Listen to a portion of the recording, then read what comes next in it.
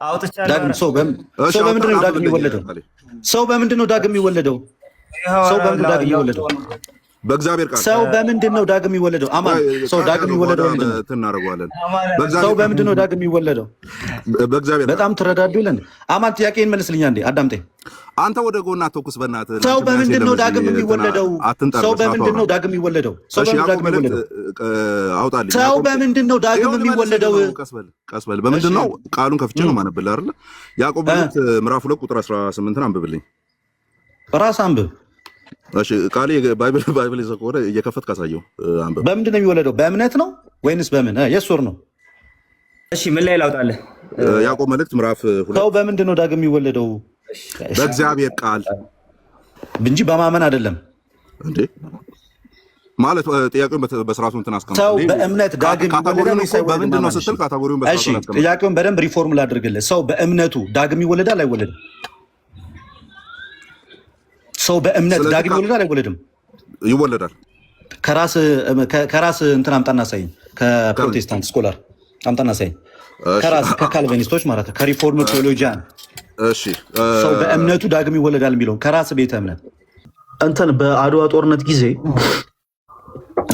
እንደ አንቺ አይነት ካራክተር ያለው አንድ ጄኔራል እንደነበር ይነገራል። ያው ምልሽ አፄ ምኒልክ እኔ ነኝ እያልኩሽ ነው። ግን አይ እሱን ስቀለን እንደ አንቺ ግን አይነት ካራክተር ያለው አንድ ጄኔራል ነበረ። ማን እንደሚባል ታውቂያለሽ? አባውቀው ይባላል። እኔ አባውቀው ብዬሻለሁ።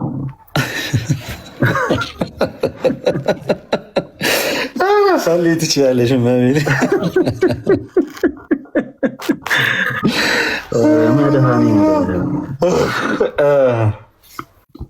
እኔ በጣም በዚህ በላይፍ በቲክቶክ እድሜ ማለት ነው በጣም በነገራችን ላይ እኛም ከቀን ወደ ቀን አፕዴት እያደረግን እንደሄድን ታውቃለህ አይደለ? አዎ ሰው እንዴት ባለበት ይቀራል ማለት ቲክቶክ ያኔ በከፈተበት ታይም ላይ እንደነበረው አይነት ካራክተር እንዴት ይከፈታል?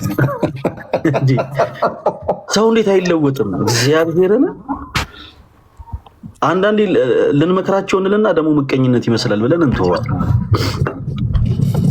እነዚህ ማይሞች ናቸው። ለዛ ነው እባክህ የሰጠኸው ስም ላይ ይቅርታና ቅራኔ ያለኝ አባ ነቅንቅ ቢሆን ደስ ይለኛል። ልደት አባ ምን አባ ነቅንቅ አባ ነቅንቅ አይ አባ ነቅንቅ እኮ ብዙ አይደል። አባ ውቃው ግን ውቃው ገብተዋል። ፓስተር ሶፊ ገባኝ። ግን ነቅንቆ ቢወቃውስ? ወይ አባ ነቅንቅ ውቃው።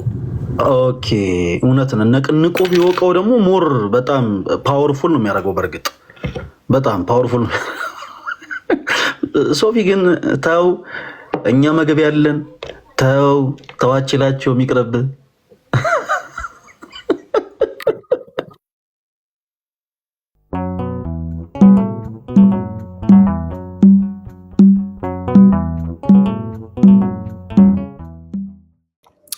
እግዚአብሔር እንግዲህ ዓለምን ወዷል። እግዚአብሔር ፍቅር ነው እና ይህንን እግዚአብሔር ፍቅር የሆነውን አምላክ በምን እናውቀዋለን?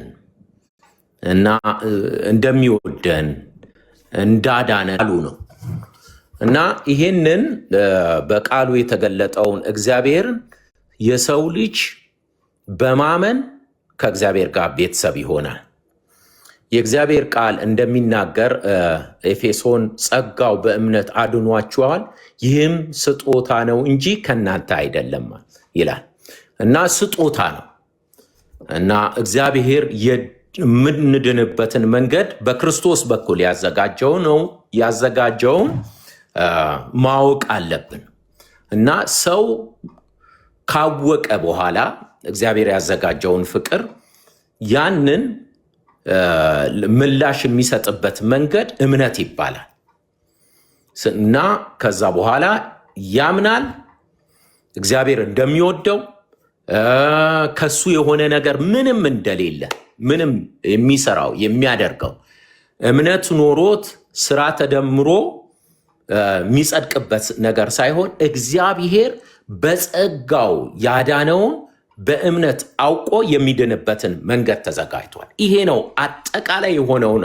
ሐሳብ ለመናገር ነው ምሞክረው እና ይሄንን አሁን የተናገርኩትን በመጽሐፍ ቅዱስ ሳስደግፍ ሮሜ ጨረስኩኝ አጨረስኩኝ አለኝ ሰዓት ሮሜ ምዕራፍ 10 ቁጥር 9 ላይ እንደዚህ ይላል ኢየሱስ ጌታ እንደሆነ በልብህ ብታምን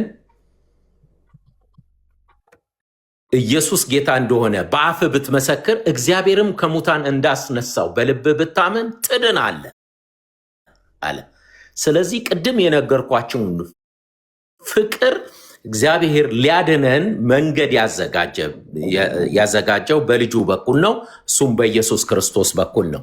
ስለዚህ ይሄንን ኢየሱስ ጌታ እንደሆነ በአፍህ ብትመሰክር እግዚአብሔርም ከሙታን እንዳስነሳው በልብ ብታምን ትድናለህ ይላል። ከዛ እዚሁ ሮሜ ላይ 10:17 ላይ ደግሞ ምን ይላል? እንግዲህ እምነት ከመስማት ነው፣ መስማት በእግዚአብሔር ቃል ነው ይላል። አሁን ቅድም ከእግዚአብሔር ቃል እምነት እንዲሆንልን የእግዚአብሔርን ቃል መስማት አለብን። በውርስ የምናገኘው አይደለም። ወይንም እኛ በሀገራችን በባህላችን ላይ የሚደረጉ ብዙ ነገሮች አሉ። የቤተሰቦቻቸውን ሃይማኖት እየወረሱ አመንኩኝ ብለው ይላሉ። እንደዛ አይደለም መጽሐፍ ቅዱስ የሚያስተምረን። ስለዚህ እምነት ከቤተሰብ የሚወረስ ሳይሆን ከመስማት ነው። መስማትም ከእግዚአብሔር ቃል ነው። በእግዚአብሔር ቃል የሆነ መስማት ስንሰማ እምነት ይኖረናል። ከዛ በኋላ ምን ይሆናል?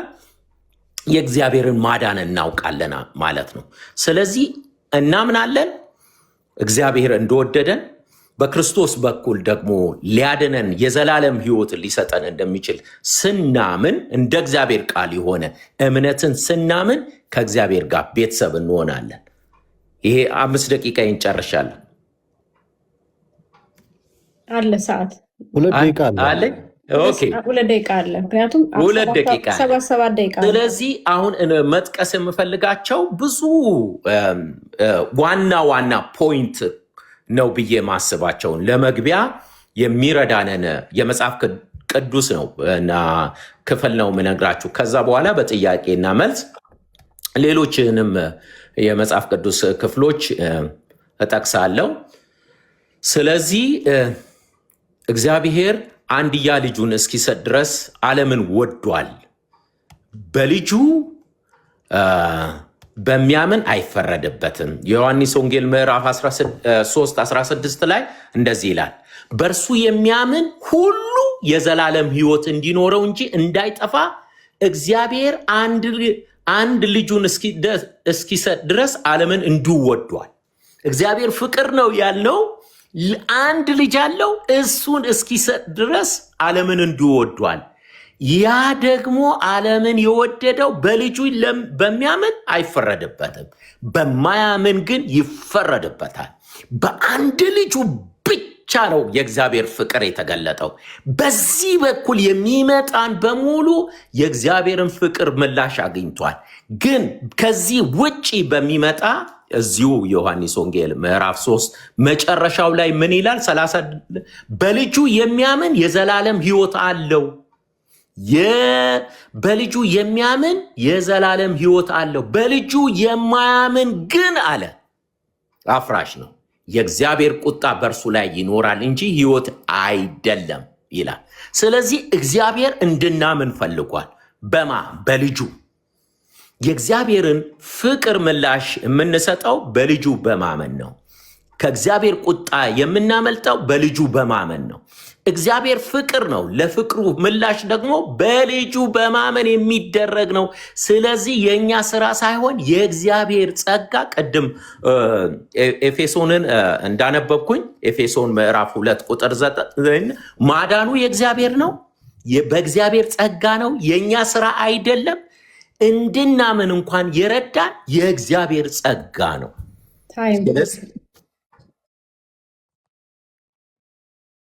የጌታ ኢየሱስ ክርስቶስ ጸጋና ሰላም ከሁላችን ጋር ይሁን። እንግዲህ ዛሬ የምንወያይበት የትምህርታችን ርዕሱ የሚሆነው ምን ይሆናል ማለት ነው? መዳን በእምነት ብቻ ነው ወይ የሚለውን መሰረት ያደረገ ይሆናል እና ስለዚህ ከዚህ አንጻር የመጽሐፍ ቅዱስ ክፍሎችን እያነሳ እንማማራለን። እንግዲህ እንደምታውቁት መዳን በእምነት ብቻ ነው የሚለው ትምህርት በአብዛኛው ለመጽሐፍ ቅዱስ እንግዳ ትምህርት ነው። በእምነት ብቻ ነው የሚለው። እንደዚህ ብዬ እንደ አንድ ክርስቲያን ደግሞ ሳወራ እምነት አያድንም እያልኩኝ እንዳልሆነ ደግሞ እንድትረዱኝ የመጽሐፍ ቅዱስ ማስረጃዎችን ደግሞ አምጥቼ አሳያችኋለሁ። በውይይታችን ላይ ግን በእምነት ብቻ ነው የሚለው ትምህርት ለመጽሐፉ እንግዳ እንደሆነ ላሳያቸው። ኦኬ። በመጀመሪያ ደረጃ ለመጥቀስ የምገደደው የሐዋርያው ቅዱስ ጳውሎስ መልእክትን ወደ ኤፌሶን ሰዎች ምዕራፍ 2 ከቁጥር 8 ላይ ያለውን ሀሳብ እንደመነሻ አድርጌ ያስረዳለሁ። ይሄ የክርስቲያኖች ትምህርት ስለሆነ ኦርቶዶክሳውያን እዚህ ጥቅስ ላይ በጣም ትልቅ እምነት ነው ያለን። ምን ይላል? ኤፌሶን 2:8 ላይ ጸጋው በእምነት አድኗችኋል፣ ይህም የእግዚአብሔር ስጦታ ነው እንጂ ከእናንተ አይደለም፣ ማንም እንዳይመካ ከሥራ አይደለም ይላል።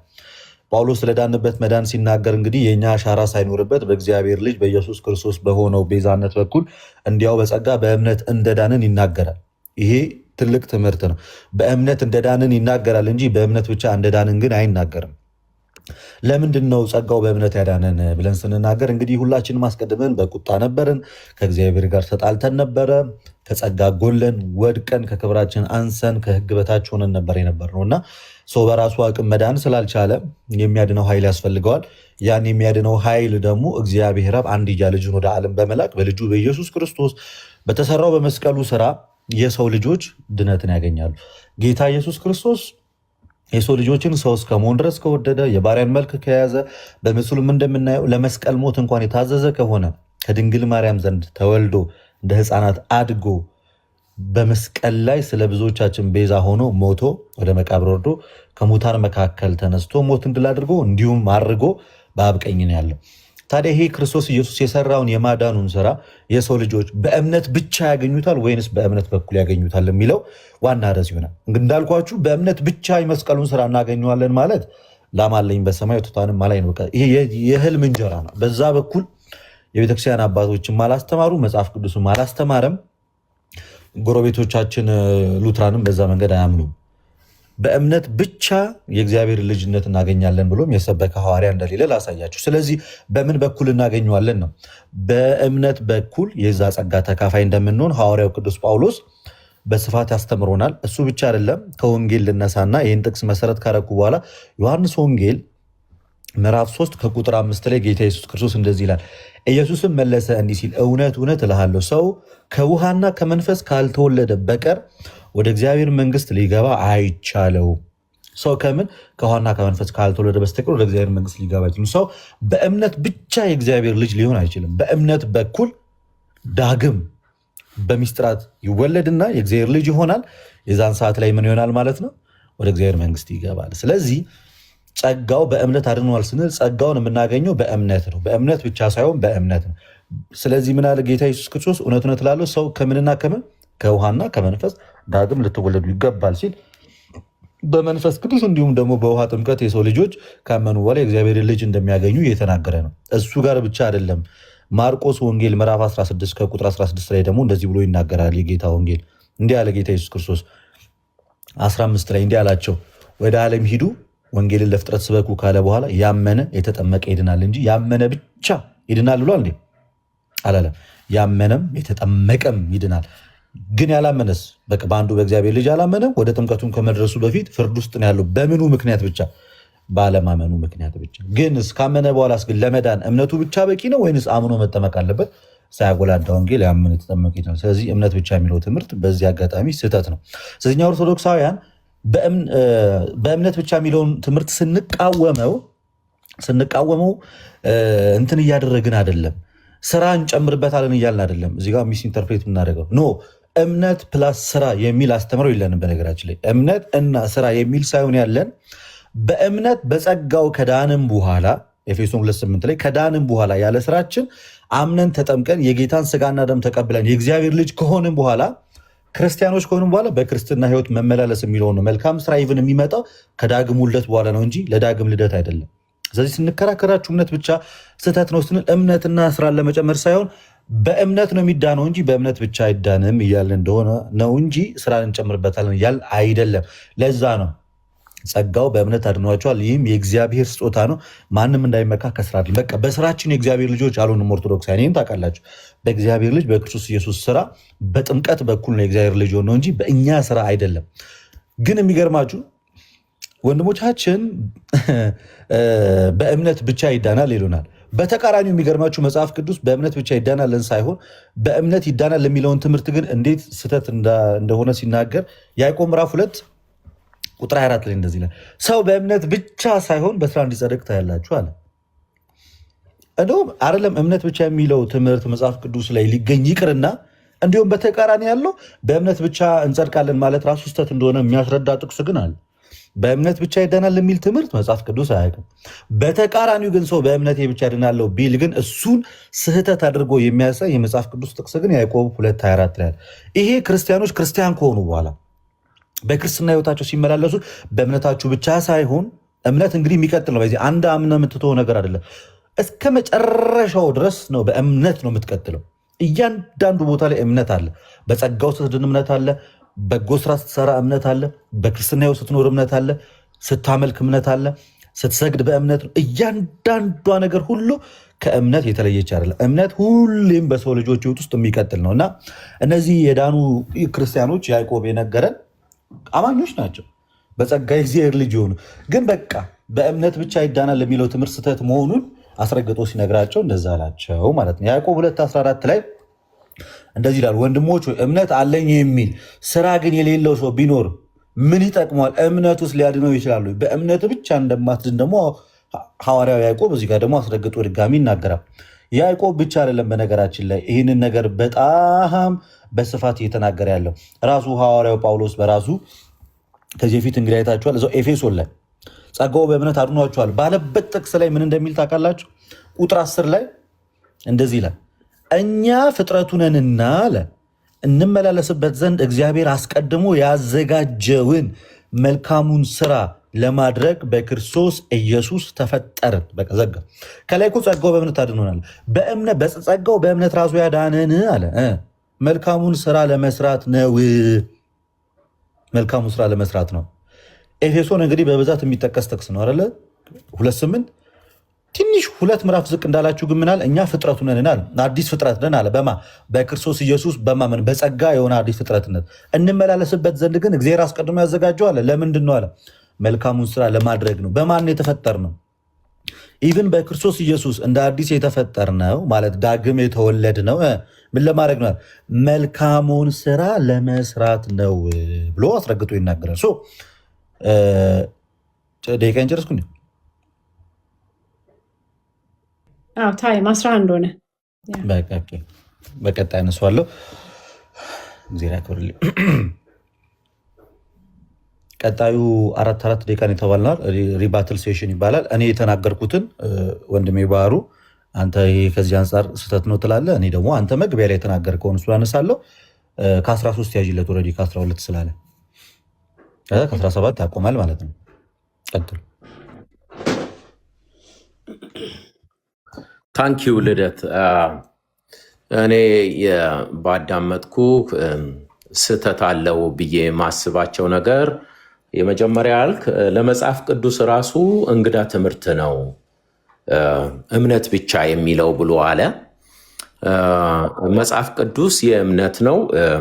በእምነት ሰዎች የዳኑበትን ጠቅሼ ለማሳየት እሞክራለሁ እና ሞር ደግሞ ምንድን ነው ሲናገር እንደሰማሁት እኔም እሰራለሁ እግዚአብሔርም ያግዘኛል ከዛ እድናለሁ ነው ብሎ የሚለው ጀነራላይዝ ስታረጉት ስትጠቀልሉት እና እግዚአብሔር በሰራው ስራ ነው እንጂ እኛ የዳነው እኛ የሰራነው ስራ ከዛ ደግሞ ሲደመር እምነት እንድናለን አይደለም። መጽሐፍ ቅዱስ የሚያስተምረን ሁሉ ነገር ከእግዚአብሔር ስራ ያስፈልጋል። አዎ፣ ግን ስራውን የሰራው እግዚአብሔር በክርስቶስ ኢየሱስ መስቀል ላይ ተፈጸመ ብሎ ሲል ኢየሱስ የሰራውን ስራ አምኖ የሚዳንበትን መንገድ ነው እንጂ እግዚአብሔር የከፈተልን እኛ እየሰራን እግዚአብሔር እያገዘን የምንደንበትን አይደለም። ለምሳሌ አንድ የተወሰኑ ጥቅሶችን ለማንበብ ሞክራለሁ። ለምሳሌ ይጠቅመኛል ብዬ ያሰብኩት ሮሜ ምዕራፍ 1 ጀምሮ ላንበብ ስለ አብርሃም። እንግዲህ በስጋ አባታችን የሆነ አብርሃም ምን አገኘ እንላለን። አብርሃም በስራ ጽድቅ ቢሆን የሚመካበት አለውና፣ ነገር ግን በእግዚአብሔር ዘንድ አይደለም።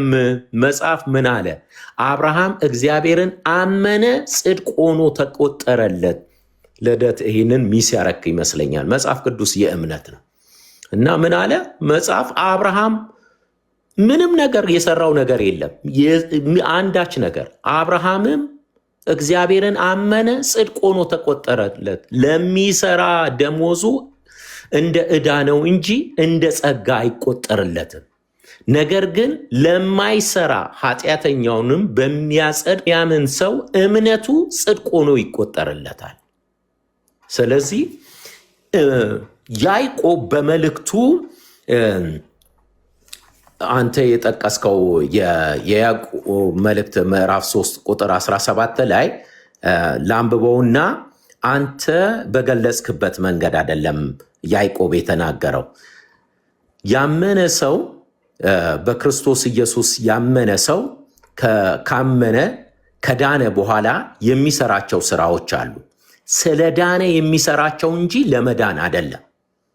የዳነ ሰው እግዚአብሔር በሱ ውስጥ እንዲሰራ የሚያደርግ ጸጋ ይሰጠዋል እንጂ ሰውየው ለመዳን የሚሰራው ወይንም መልካም ለመስራት አቅምና ጉልበት የራሱ ተነሳሽነት የለም። እግዚአብሔር በእኛ ስለሚሰራ ነው መልካም ነገርም እኛ ውስጥ የተገኘው። ኦኬ፣ ያዕቆብ ምዕራፍ 3 ቁጥር 17 ላይ ይቅርታ፣ ምዕራፍ 2 17 ላይ ምንድን ነው? እንደዚሁም ስራ የሌለው እምነት ቢኖር በራሱ የሞተ ነው። ጨረስኩ። እሺ፣ አንድ ደቂቃ አለው። 16 ሆነ። ከ12 ነው የጀመረው። 13 ነው። ኦኬ፣ እሺ፣ ባርሽ። ስለዚህ በስራ የሚዳን እምነት መጽሐፍ ቅዱስ ላይ የለም። በስራ የሚዳን እምነት የለም። ነገር ግን ምንድነው? ከእምነት የሆነ ስራ እንጂ ከስጋ የጀመረ እምነት አንድም ቦታ ላይ መጽሐፍ ቅዱስ ላይ አታሳየኝም።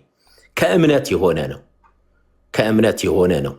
ያ እምነትን ደግሞ ቅድም ኤፌሶን ላይ እንደጠቀስከው ጸጋው በእምነት አድኗቸዋል፣ ይህም ምንድነው? የእግዚአብሔር ስጦታ ነው ስለሚል ላመንበት እንኳን ነገር አቅም ያገኘ ነው። ስጦታው ከእግዚአብሔር ነው። ታይም። እሺ፣ እኔና ተልቅኝና ከ18 ያዥልኝ ደቂቃውን 4 ደቂቃ አለኝ ማለት ነው። እንግዲህ በአብዛኛው የሪባትል ሴሽኑ ላይ እኔ ያላልኩት ነው ሲነሱ የነበሩት። እኔ እንደውም በጣም ቦልድ አድርጌ ስናገር የነበረው ምን የሚል ነው? እምነት እና ስራ አይደለም እኛ ምናምነው፣ እምነት ሲደመር ስራ። እምነት ብቻ የሚለው ትምህርት ስህተት ነው ስንል እምነትና ስራን እያልን አይደለም፣ ወይንም ደግሞ እምነት አያድንም እያልን አይደለም። በእምነት መዳንማ መጽሐፍ ቅዱሳዊ እንደሆነ እኮ በሚገባ እናምናለን። እኔም አስተምሬዋለሁ ቅድም። ስህተቱ እምነት ብቻ የሚለው ትምህርት ነው።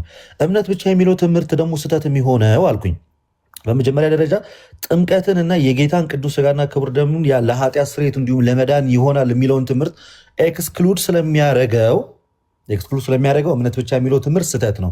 እንደውም በተቃራኒው እምነት ብቻ የሚል ሳይሆን መጽሐፍ ቅዱስ ላይ ያለው እምነት ብቻ ማለት ስህተት እንደሆነ የሚያስረዳ ጥቅስ ነው ያለው ብዬ አስረዳውና ያን ተናገርኩ እንጂ አሁን ወንድሜ እንደተናገረው እኔ እምነት ሲደመር ስራ አላልኩኝም። እምነት ሲደመር ስራ ካልኩኝማ የኤፌሶ ምዕራፍ 2 ቁጥር 8ን ተቃወምኩ ማለት ነው። እኔ ያልኩት የሰው ልጆች በእምነት በኩል የእግዚአብሔር ልጅ ይሆናሉ። በምን? ማርቆስ 16:16 እንደሚናገረው ያመነ የተጠመቀ ይድናል። ሮሜ ምዕራፍ 6 ላይ እንደሚናገረው በሞቱ በጥምቀት ከክርስቶስ ኢየሱስ ሞት ጋር አንድ ሆነን አዲስ ህይወት እናገኛለን። ያ የእኛ ስራ ሳይሆን የእግዚአብሔር የኢየሱስ ስራ ነው አልኩኝ። ሰው ከሆንን በኋላ የእግዚአብሔር ልጅ ከሆንን በኋላ አዲስ ፍጥረት ከሆንን በኋላ ግን ምን እንላለን? መልካም ስራ እንሰራለን። አስቀድመን የእግዚአብሔር ልጅ ለመሆን የምንሰራው ስራ የለም። ሚስኢንተርፕሬት ተደርገናል። እዚህ ጋር ስራ ይቀድማል አላልንም። እኛ ስራ ቀድሞ እምነት ይመጣልም አላልንም። እምነታችንን ድጋሚ ላስረዳ። ብቻን ስንቃወም አልኳችሁ፣ እምነት ብቻን ስንቃወም ከሚስጥራት ስለሚለየን ጥምቀትንና የጌታን እራት ስለሚቃወም እና የሐዋርያት ትምህርት ስላልሆነ ብቻ የምትለውን ቃል እንቃወማለን። በእምነት በኩል ግን የእግዚአብሔር ልጅ እንሆናለን። እንዴት? አምነን በምንጠመቅ ሰዓት ላይ እና የጌታን ስጋና ደም ስንቀበል ዳግም እንወለዳለን። ይሄ የእኛ ስራ አይደለም፣ የእግዚአብሔር ስራ ነው። ለዛ ነው እኮ ጌታ ኢየሱስ ክርስቶስ በስፋት ሲያስተምር በዚህ ትምህርት ላይ በዮሐንስ ወንጌል ምዕራፍ 3 ቁጥር 5 ላይ እንደዚህ ነው የሚናገረው። ኢየሱስም እንዲህ ሲል መለሰ፣ እውነት እውነት እልሃለሁ ሰው ከውኃና ከመንፈስ ካልተወለደ በቀር ወደ እግዚአብሔር መንግስት አይገባም። ሰው ከውኃና አይገባም ካለ በኋላ ሊገባ አይችልም ካለ በኋላ ከስጋ የተወለደ ስጋ ነው፣ ከመንፈስ የተወለደ መንፈስ ነው። ዳግመኛ ልትወለዱ ያስፈልጋችኋል። ጭራሽ እንዲህ ስላልኩ አትደነቅ እያለ ነው እያስተማረ ያለ። ዳግመኛ የግድ ልትወለዱ ያስፈልጋል። ሌላኛው ወንድማችን ባህሩ እንግዲህ መጽሐፍ ቅዱስ ላይ በእምነት ብቻ ይዳናል የሚል ጥቅስ አላሳየንም እስካሁን ድረስ። አሁን የትኛውን ሪፊዩት እንደምናደርግ አናውቅም። የትኛው እንዳለ ጥቅሱ የሚናገረው ያምናል ሰው ይጠመቃል የእግዚአብሔር ልጅ ይሆናል፣ በእምነት ስለመዳን እንጂ በእምነት ብቻ ስለመዳን እንግዲህ የሚያሳይ የመጽሐፍ ቅዱስ ጥቅስ አላየንም። ከዚህም የተነሳ እምነት ብቻ የሚለው የማርቲን ሉተር የእሱ ትምህርት ነው። ጀማሪውም ማርቲን ሉተር ነው። እናንተ ጋርም የደረሰው በማርቲን ሉተር በኩል ነው እንጂ የትኛውም ሐዋርያ፣ የትኛውም የቤተ ክርስቲያን አባት፣ የትኛውም መጽሐፍ ቅዱስ ክፍል በእምነት ብቻ የሚለውን አላስተማረም። እንግዳ ትምህርት ነው ስል በጣም በሙሉ ኮንፊደንስ ነው። ከማርቲን ሉተር በፊት አንድም ትምህርት የለም እምነት ብቻ ነው፣ በእምነት ብቻ ይዳናል የሚል አንድም። ሲጀመር የአምስቱ ሶላዎች ጀማሪ ማርቲን ሉተር ነው። ሶላ ፊዴ፣ ሶላ ግራሻ እያለ የቀጠለው ማርቲን ሉተር ነው። ከዛ በፊት የቤተክርስቲያን አባቶች አያውቁት፣ መጽሐፍ ቅዱስ አያውቀው፣ በየትኛውም ክፍለ ዘመን ተሰብኮ አያውቅም እምነት ብቻ የሚለው ትምህርት። በተቃራኒው ግን በእምነት ይዳናል ግን ይሄ ያለ ትምህርት ነው። የመጨረሻ አንድ ጥቅስ ልጥቀስ። ገላትያ ምዕራፍ 3 ላይ እንሂድ። ገላትያ ምዕራፍ 3 ከቁጥር 26 ላይ እንደዚህ ይላል፣ በእምነት በኩል ሁላችን በክርስቶስ ኢየሱስ የእግዚአብሔር ልጆች እንሆናለን። በእምነት ብቻ ሳይሆን በእምነት በኩል የሚል ሀሳብ አለ። በቃ አለቅ። በእምነት በኩል ነው። ቀጠል አለና ከክርስቶስ ጋር አንድ ትሆኑ ዘንድ የተጠመቃችሁ ሁሉ ክርስቶስ ኢየሱስን ለብሳችኋል። በቃ የሰው ልጅ ለመዳን ያምናል፣ አምኖ ይጠመቃል፣ የጌታን ስጋና ደም ይቀበላል፣ አለቀ። ዳግም ይወለዳል። ዳግም ከተወለደ በኋላ ደግሞ ክርስቶስ ኢየሱስን በመምሰል በጎ ስራ በመስራት ያድጋል። ከዛ በስተመጨረሻ እርሱ ለእያንዳንዱ እንደ ስራ ያስረክበዋል እንዳለ ሮሜ ምዕራፍ 2 ቁጥር 6 ላይ ዛን ሰዓት ላይ ምን ይላል ማለት ነው? የእግዚአብሔር ጸጋ የእግዚአብሔር ልጅ ያደረገው ያ ሰው በክርስትና ህይወቱ ክርስቶስን መስሎ የኖረ መጨረሻ ላይ መንግስቱ ተካፋይ ይሆናል። ከዚህ በተለየ መንገድ አናምንም ነው። ዜር ያክል አሁን የጥያቄና መልስ ሰዓት ነው። አይገስ 10 ደቂቃ አለ። ወንድም ባህሩ በተሰጠ 10 ደቂቃ ውስጥ ጥያቄዊ መጠየቅ ትችላለህ። ኦኬ።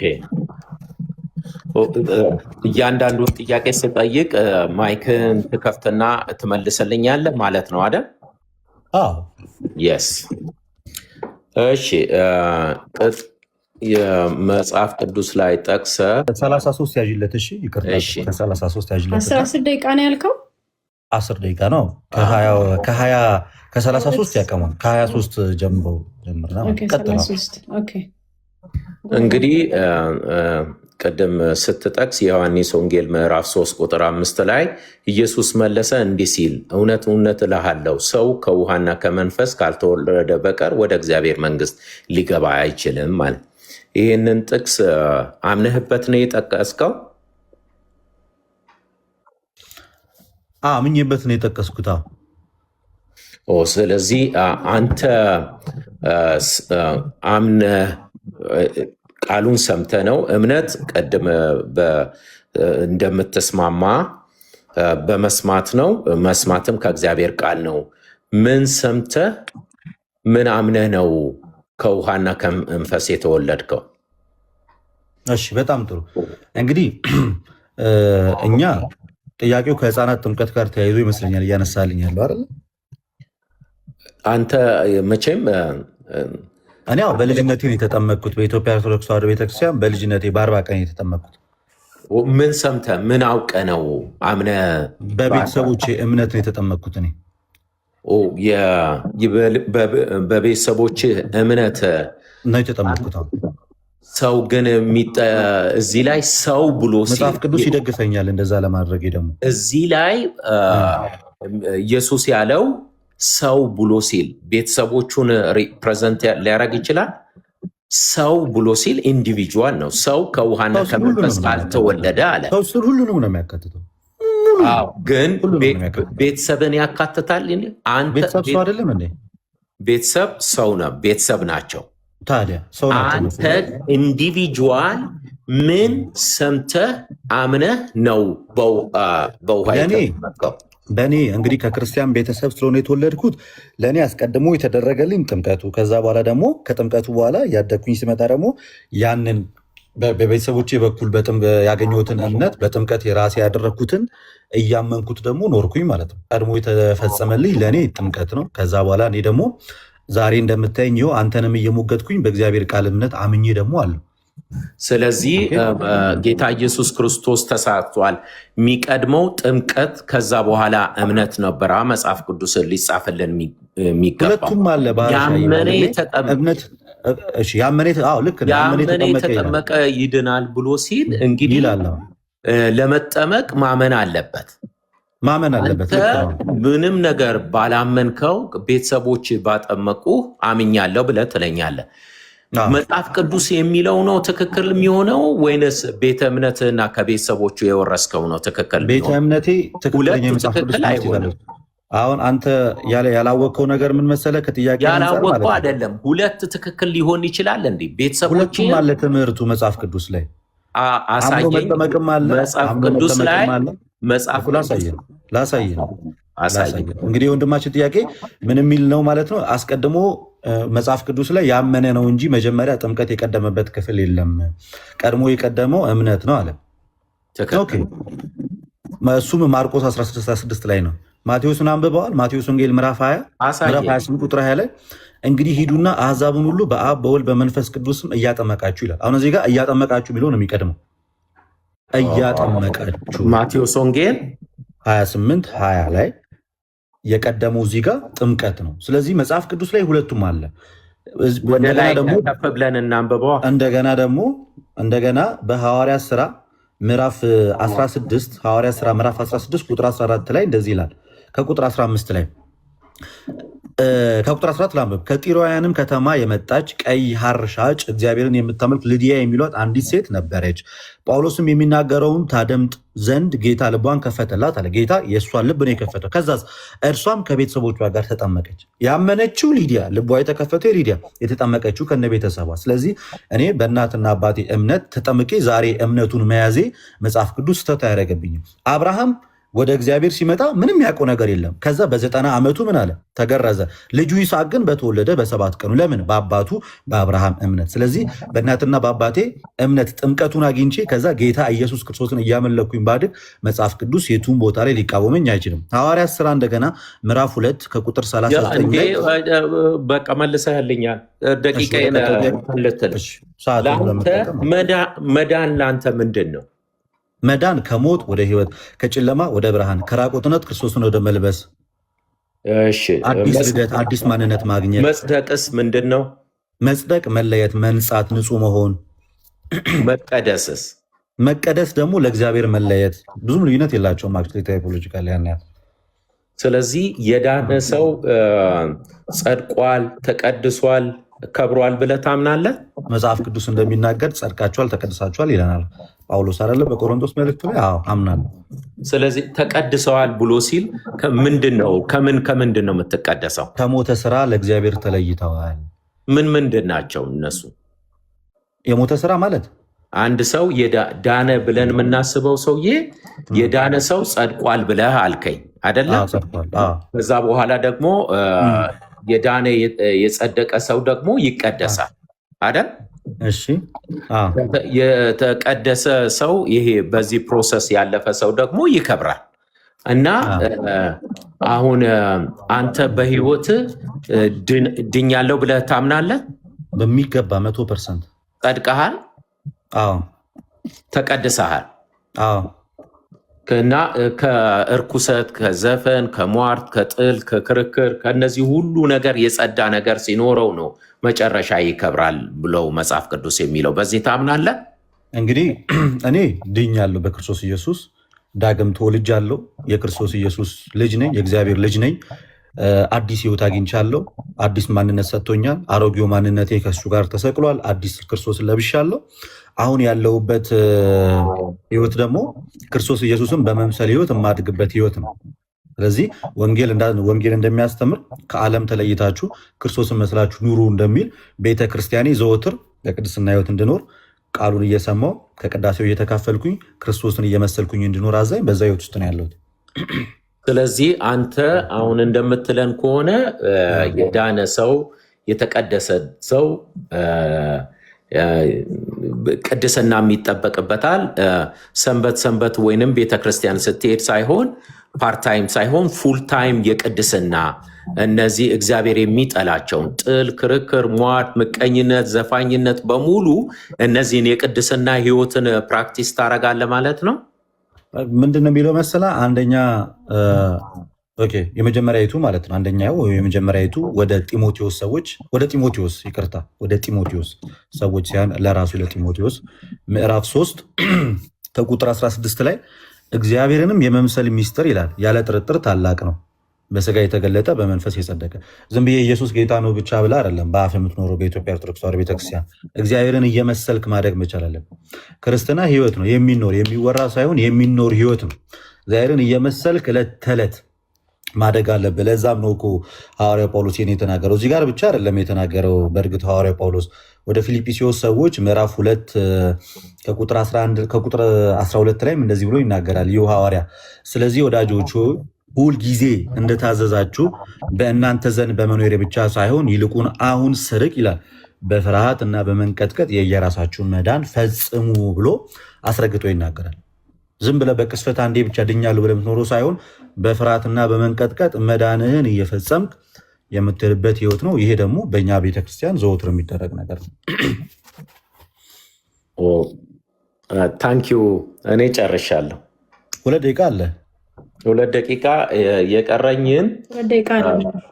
ኦኬ ቅድም አሁን አንተ በምትለውና በተግባር እኛ የምንሰራው ቅድም በስምምነታችን ላይ ታማኝነታችን ለእግዚአብሔርም ቃል ነው፣ ፍሬውን ህዝቡም የሚያየው ነው። አንተ አንድ የዳነ ሰው ጻድቅ የሆነ ሰው ቅድስና ያስፈልገዋል። ከመክበሩ በፊት የሚያልፍ ሰው አገሪቱን በሙሉ አንተ ባለህበት ቤተ እምነት ውስጥ ያለ ኤቭሪዌር የከተማ መሸታ ቤቶች፣ ሱቅ ቤቶች በሙሉ ይሄ የምትላቸውን ይሄ እግዚአብሔርን የጸደቀ ሰው የዳነ ሰው የቅድስና ህይወትን የሚመዝን አገሪቱ በሙሉ ተጥለቅልቆ ያለው እንዴት ነው ታዲያ?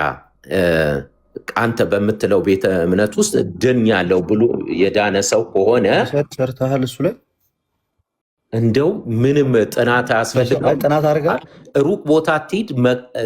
አንድ የሆነ መንገድ ነው እያወራ ያለው ስለ ግለሰቦች እና ወይ አንደኛ ቦታ ላይ ሄደሃል ወይ ደግሞ በፍሬው ነዋ።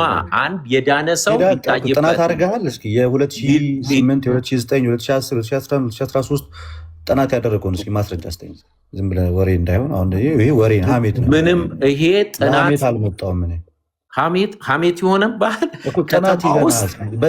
በማስረጃ የተደገፈ አሁን የወረዳ አመለካከት 100 የመጠጥ ቤቶች ከተከፈቱት ውስጥ 99% አሁን እንደምትነው ተቀድሰው ጸድቅ ያለው የሚል በሙሉ ጀምር። ጥያቄ በቃ ሰዓት አልቋል። በእርግጥ አሁን ልጠይቅ የምታወሩት የእግዚአብሔር ቃል ስለሌላችሁ እንዲህ ነው የምታደርጉት አብዛኞቻችሁ እዚህ ጋር ያላችሁት ሁላችሁ ማለት ይቻላል። ኦኬ ወደ ጥያቄ ልግባ። የመጀመሪያ ጥያቄ ያዕቆብ ምዕራፍ 2 ቁጥር 24 ላይ ሰው በእምነት ብቻ ሳይሆን በስራ እንዲጸድቅ ታያላችሁ ይላል። ትቀበለዋለህ ይህን የእግዚአብሔር ቃል? እንደዛ አይደለም የሚለው። አውጣና አንብቦሽ። እሺ አውጣና አንብቦ። እንደዛ አይደለም የሚለው ብሎ ነው የተነሳው። ጋይስ አውጣና አንብቦ። የተረጎምክበት ነው። አልተረጎምኩም። እኔ አነበብኩኝ። ያዕቆብ 2 አልተረጎምኩም። 24 አንብቡ። 2:24 አንብቡ። ከአዲስ መደበኛ እንዳታዩ። ሰው በእምነት ብቻ ሳይሆን በስራ እንዲጸድቅ ታያላችሁ። ተቀበላለህ? ይሄን የእግዚአብሔር ቃል ይሄ እቀበለዋለሁ። ይሄ ስለዚህ ሰው በእምነት ብቻ ሳይሆን በስራም ይጸድቃል ማለት ነው። የትኛው ስራ? በጎ ስራ። አሁን ስራ የሚለውን ነገር ነው። ግን ሰው በእምነቱ ብቻ አይጸድቅም ማለት ነው አይደለም? ሰው በእምነት ብቻ ይጸድቃል። ሰው በእምነት ብቻ እንደሚጸድቅ ቅድም ሮሜ እዚህ ጋር ግን ያዕቆብ በእምነት ብቻ አይጸድቅም ሲል የትኛው ስራ እኮ ያስፈልጋል። ሰው በእምነት ብቻ አይጸድቅም። እግዚአብሔር በሰራው ስራ ነው። የትኛው ስራ አይደለም የጠየቅኩህ። አንድ ልብ ብላ ባህሩ ግን ሰው በእምነት ብቻ አይጸድቅም እያለ ነው። አንተ በእምነት ብቻ ይጸድቃል እያልክ ነው። ከአንተና ከያዕቆብ ማን ነው ልክ? የትኛው? ይሄኛው እኮ ማብራሪያ ይፈልጋል። ሰው በእምነት ብቻ ሳይሆን በስራ ታያላችሁ አለ። ማርቆስ ወንጌል አልኩኝ፣ ዮሐንስ ወንጌል ምዕራፍ 15 ላይ እንደዚህ ይላል፣ እውነተኛ የወይን ግንድ እኔ ነኝ፣ ገበሬውም አባቴ ነው አለ። ፍሬ የማያፈራውን በእኔ ያለውን ቅርንጫፍ ሁሉ ያስወግደዋል አለ። ፍሬ የሚያፈራውን ሁሉ አብዝቶ እንዲያፈራ ያደርገዋል ይላል። ስለዚህ እናንተ ስለነገርኳችሁ ቃል ንጹሐን ናችኋል። በእኔ ኑሩ እኔም በእናንተ። ቅርንጫፍ በወይኑ ግንድ ሳይኖር በራሱ ፍሬ ሊኖረው እንዳይችል እናንተም እንዲሁ ደግሞ በእኔ ባትኖሩ አትችሉም አለ። ስለዚህ ፍሬ የማያፈራው ቅርንጫፍ ሁሉ ያስወግደዋል እያለ ነው። ፍሬ የሚያፈራው ግን አብዝቶ እንዲያፈራ ያደርገዋል። ምን ማለት ነው? ቁጥር ስንት ላይ ነው ያነበብከው? ዮሐንስ 15:2። ስለዚህ ሰው ፍሬ ማፍራት አለበት የለበትም? እንዳይቆረጥ እውነተኛው የወይን ግንድ እኔ ነኝ፣ ገበሬው አባቴ ነው አለ። ይሄ ምሳሌያዊ አነጋገር ነው እንጂ ኢየሱስ ክርስቶስ የማያፈራውም በእኔ ያለው ቅርንጫፍ ሁሉ ያስወግዷል አለ። ፍሬ የተባለው ምንድን ነው? ቅርንጫፍ የተባለው ምንድን ነው? ግንድ የተባለው ምንድን ነው? ኦኬ፣ እዚህ ላይ ፍሬ የሚያፈራው ብሎ የሚለው ፍሬ ያለው ምኑን ነው? ቅርንጫፍ ያለው ምኑን ነው? ልመልስልሃ። ፍሬው ነገር መጀመሪያ ፍሬው ምንድን ነው? ፍሬው በጎ ነገር፣ መልካም ነገር፣ መልካም የሆነ ስራ ማለት ነው። ጎበዝ። ቅርንጫፍ ምንድን ነው? ቅርንጫፍ የተባለው ማን ነው? ባለቤቱ ይሆናል። ግንዱ ኢየሱስ ነው። ቅርንጫፉ እኛ ነን። ቅርንጫፎቹ እነማን ናቸው? ሰው ነው። እኛ ክርስቲያን አማኞች። የወይን ግንድ የተባለውስ? ኢየሱስ። ስለዚህ ቅርንጫፎቹ ፍሬ መስራት አለባቸው ማለት ነው አይደል? እንዳይቆረጡ ከግንዱ ጋር ስለተጣበቁ። ከግንዱ ጋር ሆነው ፍሬ ካላፈሩ ይቆረጣሉ እያለ ነው አይደለ? በጣም ጥሩ። ስለዚህ መልካም ስራ ማይሰራ ክርስቲያን ይቆረጣል ማለት ነው። ግልጽ ነው። ይሄ የዚህ አፈታት ጎበዝ። መልሰልኛል። ወደ ሶስተኛው ጥያቄ ልሂድ። እሺ ጎበዝ። አንደኛ ቅርንጫፎች የተባሉት አማኞች ናቸው ማለት ራሱ ይሄ ሊያስጨበጭብል ይገባል። ወደ ቀጣዩ ጥያቄ ልሂድ።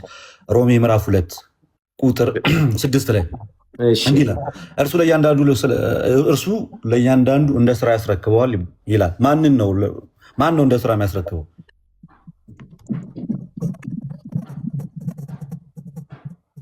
ሮሜ ምዕራፍ 6 ቁጥር አይደለም፣ ምዕራፍ 2:6 ማን ነው እንደ ስራ የሚያስረክበው? አውዱን መጠበቅ ስላለብኝ ነው። አይ ጥያቄ የኔ እርሱ ለእያንዳንዱ እንደ ስራ ያስረክበዋል ተባለ። እርሱ የተባለው ማን ነው? ለእያንዳንዳቸው እንደ ስራቸው የሚያስረክባቸው።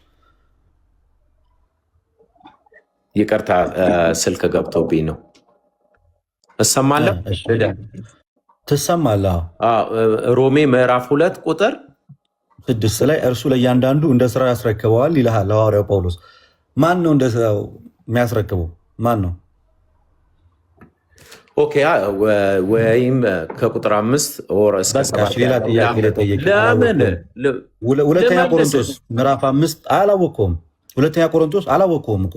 ሁለተኛ ቆሮንቶስ ምዕራፍ 5 ቁጥር 10 መልካምም ቢሆን ክፉ እንዳደረገ ይላል፣ እያንዳንዱ በስጋው የተሰራውን ብድራት ይቀበል ዘንድ ሁላችን በክርስቶስ በፍርድ ወንበር ፊት ልንገለጥ ይገባናል እያለን ያለው ሰው በጎ እንዳደረገ ክፉ በክርስቶስ የፍርድ ወንበር ፊት ዋጋ ለመቀበል ይገለጣል አይገለጥም? ኦኬ፣ አይ ይሄን ይኸውልህ፣ አንተ ከአንደኛው ጥቅስ እየዘለልክ ሌላ ከዛኛው ጥቅስ ሌላ እየዘለልክ ስለሆነ እያንዳንዱ በስጋ የተሰራውን ብድራት ይቀበል ዘንድ አንድ ጥያቄ ልድገምልህ። አንተ በእምነት ብቻ ያዳናል ስላልክ ነው እኮ አንተ ፖለቲካ ልትሰራብኝ ነው። በእኔ ቦታ አማንን አስገባዋለሁ። አማን የኔን ቦታ ቴክ ኦቨር አድርገልኝ። አማን እየቀጠለልኝ አማን ቀጠል የኔን ቦታ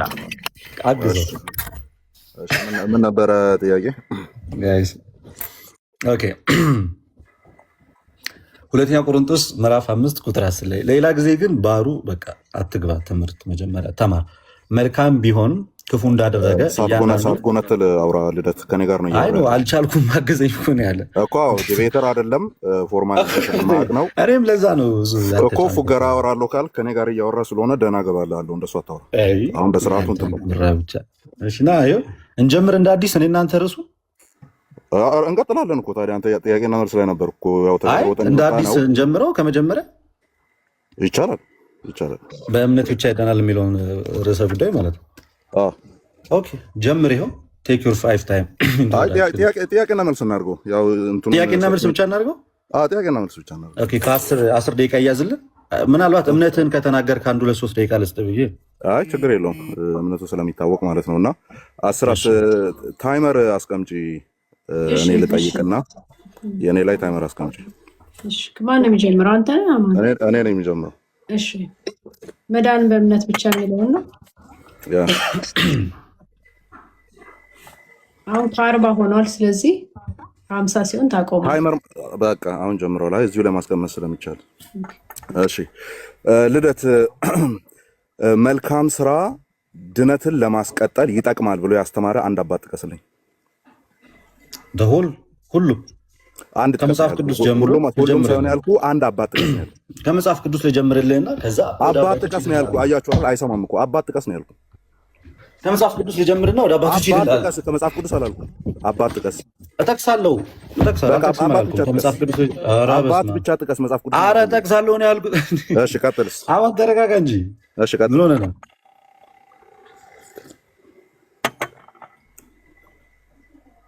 አባት ሊያመጣ እየሄደ ነው። ታይመሩን አንሽልኝ ነው ያልኩት እኔ ከመጽሐፍ ቅዱስ ልጠቅስልህ። ከዛ ደግሞ ተክሰና አባት አሳያለሁ። ጥያቄው ስራ ድነትን ያስቀጥላል ብሎ የሚያምን አንድ የቤተክርስቲያን አባት። በቃ አባት ብቻ ጥቀስ። አሁን የሆነ መጽሐፍ ዮሐንስ ወንጌል፣ ማርቆስ ወንጌል አትበለኝ። እኔ ደግሞ እንደ አንድ ክርስቲያን ከመጽሐፍ ቅዱስ እሺ መልስ የለም። እንደዚህ ነው። ኧረ እባክህ አይ ምን ታርጎ ችግር የለውም ስለምንተዋወቅ ማለት ነው። ኧረ እባክህ የምትለዋ መልስ የለችም። ከመጽሐፍ ቅዱስ ከዛ ወደ ቤተክርስቲያን አባት አባት ጥቀስ ነው የተባልከው። ዮሐንስ እና እኔ መሻ እኮ ጥቀስ። አሁን አያችሁ መቆራረጥ ጀመረ ኔትወርኩ። እሺ አይ ሚውት አድርገው። እሺ ሁለተኛ ጥያቄ የለም። ይሄ መልስ የለም። እንደዚህ መንተባተብ ነው የሚመጣው ማለት ነው። እሺ ሁለተኛ ጥያቄ። ኦኬ ሁለተኛ ጥያቄ እምነት ከምንድን ነው? ከመስማት። መስማትስ? በእግዚአብሔር ቃል። ሰዎች የሚድኑት አምኖ በሰሙት ነው አይደለ? አምኖ በሰሙት ብቻ አይደለም። አምኖ በሰሙትም ይድናሉ፣ በእናትና በአባታቸውም እምነት ይድናሉ። መጽሐፍ ቅዱስ ላይ በእናትና በአምና ይኸውልህ፣ አሁንም ጥያቄን በደንብ ስማ። ቅድም አባት ነው ያልኩህ፣ አሁን ደግሞ ወደ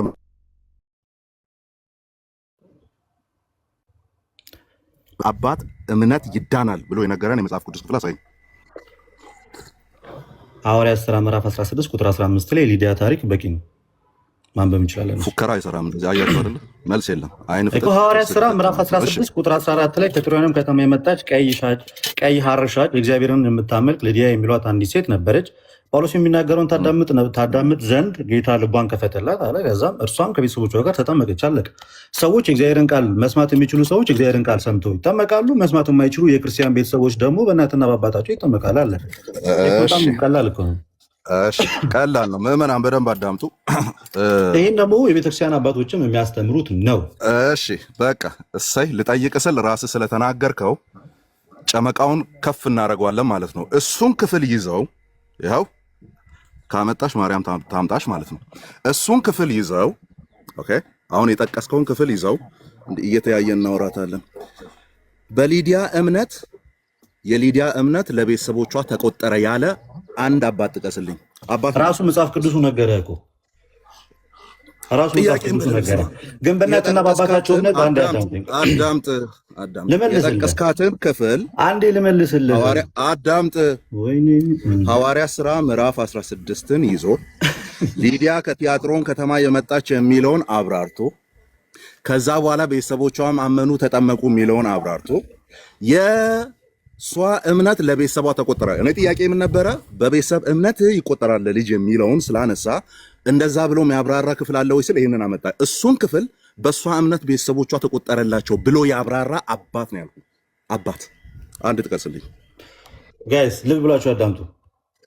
በመጀመሪያ ደረጃ ራሱ መጽሐፍ ቅዱሱ በራሱ አባት አዳምጠኝ ይነግራል። ቤተክርስቲያን አባቶችንም አልኩህ እኮ እንዝለለው መልስልሃለሁ። ደቂቃ እሺ ጥቀሳ በቃ ተው። ሌላውን ዝባስ የምትሽከረከረውን ተውና አባት ብቻ ልመልስልህ አንዴ። እሺ አባት ቀጥል። ኦኬ ጋይስ ቃሉን ራሱ ስትሰሙት በመጀመሪያ ደረጃ አመነች ብሎ እየተናገረ ያለው ማንን ነው? ራሷ ሊዲያን ነው። ኦኬ ግን የተጠመቀችው ከነማን ጋር? ከነ ቤተሰቧ ጋር። ይኸውልህ ሂፖላቲየስ እንደዚህ ይላል አፖስቶሊክ ትራዲሽን 21 ላይ ማለት ነው። ባፕታይዝ ፈርስት ቺልድረን ይላል and if they can speak for themselves let them do or otherwise let their parent or their relative speak for them። አለቀ። ይኸው እኮ ነገርኩህ እኮ አፖስቶሊክ ትራዲሽን ላይ በዛውም ኖቱን ያዘው። ግለጥና ሰው ሜቢ አሁን ከታየ ከታች የሚታይ ሰዎች ይታያል በሉ። ያው አፖስቶሊክ ትራዲሽን ይሄው ማንበብ ትችላለህ። አንብበው። ባፕታይዝ ፈርስት ቺልድረን አንብበው። አንዴ አንብበው። አንዴ ስራ መሆኑን አሳይኝ ያልኩህ።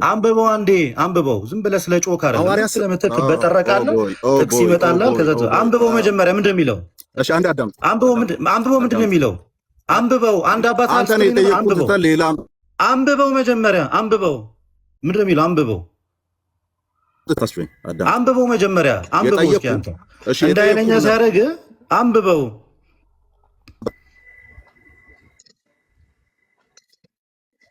ደቂቃን ተጠቅም። የጠየቅኩህን አስታውሰኝ መጀመሪያ። በእናትና በአባታቸው እንዴት ሊጠመቁ ይችላሉ አልከኝ። በእናትና በአባታቸው አልከኝ። የቱን ክፍል ስጠቅስ? ሶሪ የትኛውን ክፍል ስጠቅስ? ሐዋርያት ሥራ ምዕራፍ 16 ቁጥር 14 ላይ ሐሳቡን አነሳውልህ። እንደዚህ ብሎ ጠቅሰህ ነው እናትና አባት ብለህ ያብራራኸው። በቃ ደቂቃ ከሰጠኝ ደግሞ የቅዱስ ዮሐንስ አፈወርቅን አመጣልሃለሁ። የቅዱስ ዮሐንስ አፈወርቅን አመጣልሃለሁ። ደቂቃ ከሰጠኝ እሱን ክፍል ይዞ እኮ የቅዱስ ዮሐንስ አፈወርቅ እሱን ክፍል ይዞ እሱን እኮ የቅዱስ ዮሐንስ አፈወርቅ ኮሚቴ ሰዓቱን አጥፊ። 3 ደቂቃ ከ25 ላይ ነኝ። አጥፊው ሰዓቱን አንሹ። ኦኬ እንትን አድርጌው ሰዓቱን አጥፊ። ፖዝ አድርጌያለሁ። ፖዝ አልሆነም። ጀስት 3 ደቂቃ ከ25 ሰከንድ ላይ ነው ያቆምነው። አጥፊው ከቻልሽ 247 ፖዝ ላይ እኮ 247 ላይ ነው አይደል ያለነው? አይ እዛ ላይ ታይመር አለ። የኔ እንትን ላይ እኮ ታይመር አለ። የቱ ጋር ነው ያለው? ኦኬ ከላይ እኔ ላይ እኮ እየቆጠረ ነበረ። ችግር የለውም። 240 የሚለው ነው ያንተ? የኔ እየተቆጣጠረ 240 የሚለው ኦኬ 240 እሺ፣ ችግር የለውም። ኦኬ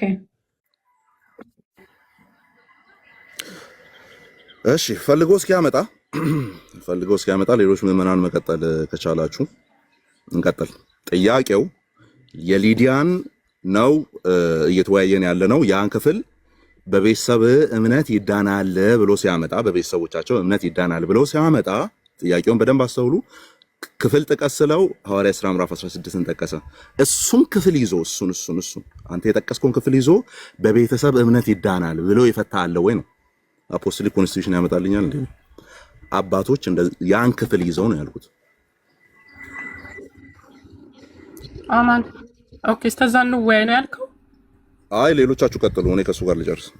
እሺ ግን early fathers በሙሉ ያሉት አንተ እንዳልከው አማን ሁሉም በእምነት ይዳናል ያሉት እነ ቀሌምንጦስ ዘሮም ራሱ በ96 ኤዲ early fathers ከነ ዮሐንስ በፊት እነ ዮሐንስ አፈወርቅ በኋላ ነው የመጡት በ347 እነ ቀሌምንጦስ ዘሮም ራሱ ያሉት ምን ጸድቀው በእምነት ብቻ ነው ብለው አስቀምጠዋል። በኋላ ላይ የመጡትም እነ ጄሮም ራሱ እነ ቅዱስ አውገስጢኖስ ራሱ በእምነት ብቻ ነው የሚጸድቀው አይደል? እኮ እሱ እንትን አንተ ያልከውን እንትን ስላለ ቅድም ሲናገር ነበር ከባህርሽ ጋር እና አንድም አባት በእምነት ይጸደቃል አላለም ሲል ነበር። በስራ ነው እንጂ በእምነት ይጸደቃል አላለም ሲል ነበር።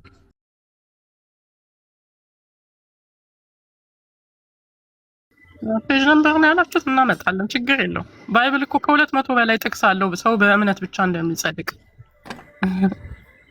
ቃል ያለ አለ። የስ አለው ሰላም ተቋርጦ ነበር ቶሎ ከመጣ ብዬ ነበር። የመጀመሪያ ጥያቄ እዛች ላይ እንደውም መቆም ነበረበት ብዬ ነው የማስበው። ምክንያቱም መልስ የለም።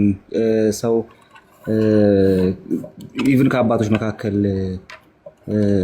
ያንን የድነትን ጉዳይ አንስቶ አይ ሰው በስራ ይድናል ብሎ ያስቀመጠ አባት ለሚለው ጥያቄ መልስ ሲታጣ መቆም ነበረበት ብዬ አስባለሁ። ጨርሰሃል ያኔ ውይይት አማኒ።